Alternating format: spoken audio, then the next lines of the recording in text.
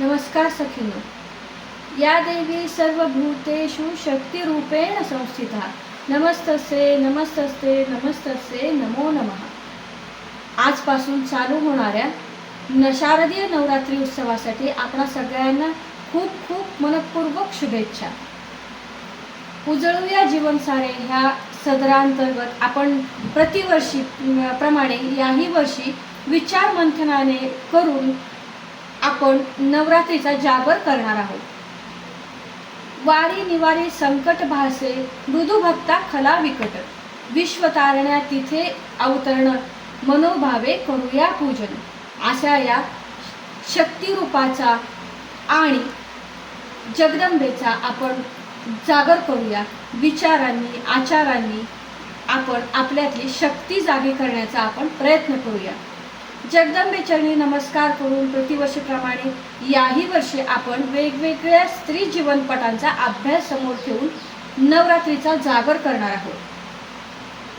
जगज्जननी आदिमाया जे प्रत्येक स्त्रीचे स्वरूप आहे, त्या शक्ती स्वरूपाचा उत्सव साजरा करत असताना 9 दिवसांचे उपवास, भोंडे, दांडिया, वेगवेगळ्या रंगांच्या साड्या, वेगवेगळे पेहराव करून आपण आनंद लुटणारच आहोत.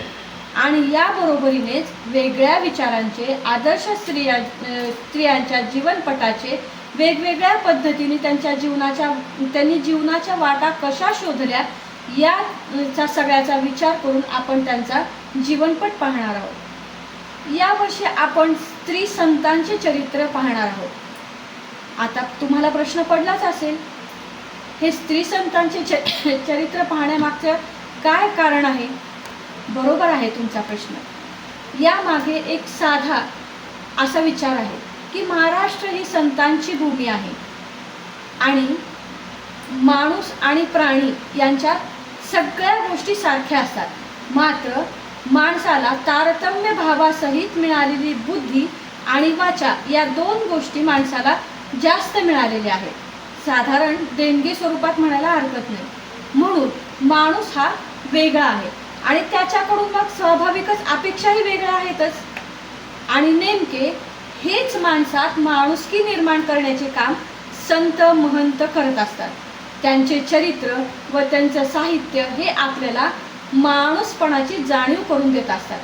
म्हणून जीवन जगत असताना संतांचे जीवन, त्यांचे चरित्र हे आपल्यासाठी मार्गदर्शक ठरत असतात.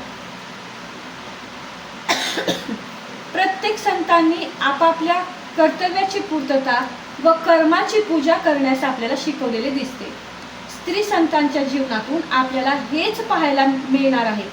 तत्कालीन परिस्थितीत स्त्रियांवर अनेक बंधने होती, तरीही त्या अडीअडचणींवर मात करत त्या स्त्रिया भक्तिरसात रममाण होत आपली सामाजिक आणि आध्यात्मिक उन्नती त्यांनी कशी साधली हे आपण आता त्यांच्या चरित्रातून शिकणार आहोत. आपल्या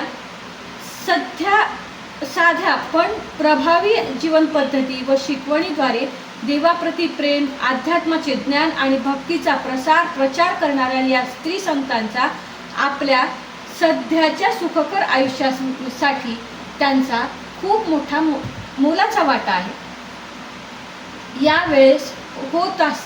त्यावेळेस होत असलेले धार्मिक राजकीय आक्रमणे, समाजातील बंधने, या अशा वेळी वैफल्यग्रस्त परिस्थिती असताना देखील या स्त्रियांनी आंतरिक धैर्य शोधून काढणे, अडचणींनी भरलेला आणि अजिबात सोपा नसलेला मार्ग चालणे हे फक्त त्यांच्यावर आणि त्यांच्यावरच अवलंबून होते.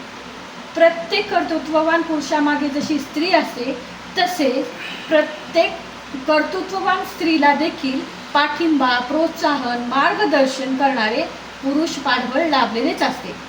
जसे मुक्ताबाईंना ज्ञानेश्वर माऊली, संत जनाबाईंना नामदेव, समर्थ रामदासांच्या शिष्या, हे असे अनेक उदाहरणं आपल्याला पाहायला मिळतील. आपण पाहणार असलेल्या किंवा कोणत्याही स्त्री संतांचे केवळ त्रास त्यांनी सहन केलेला नाही, तर कोणत्याही प्रकारे दोषारोप करत प्रतिकारही त्यांनी कधी केलेला आपल्याला पाहायला मिळत नाही. तर त्या इतर महिलांसाठी आणि समाजासाठी प्रभावी आणि प्रेरणादायी ठरलेला आपल्याला पाहायला मिळतात. या साहित्य क्षेत्रातील या संत ज्या आहेत त्या साहित्य क्षेत्रातील तेजस्वी आढळतारे बनून राहिलेल्या सुद्धा आपण पाहतो. परखड भाषा, आर्जव, विनवणी, विरह, प्रेम आणि परमेश्वर भेटीचा आनंद हे सर्व त्यांच्या साहित्यात ओतप्रोत भरलेले पाहायला मिळते.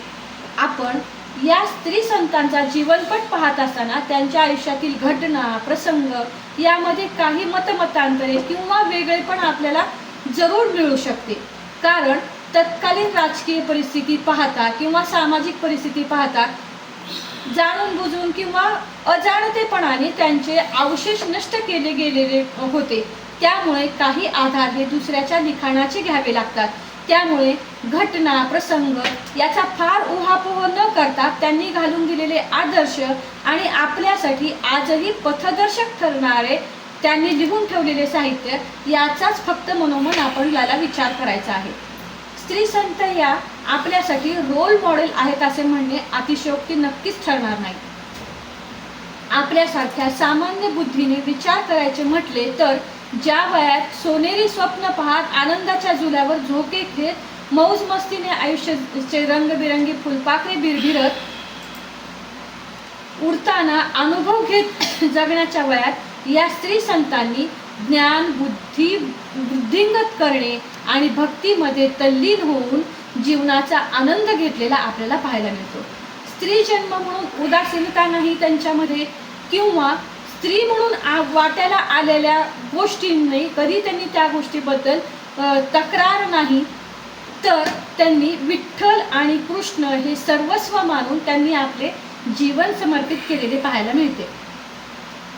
अभंग, ओव्या, भारुड, प्रासंगिक गीते हे त्यांच्या मनोगताचे प्रगटीकरण म्हणावे लागते.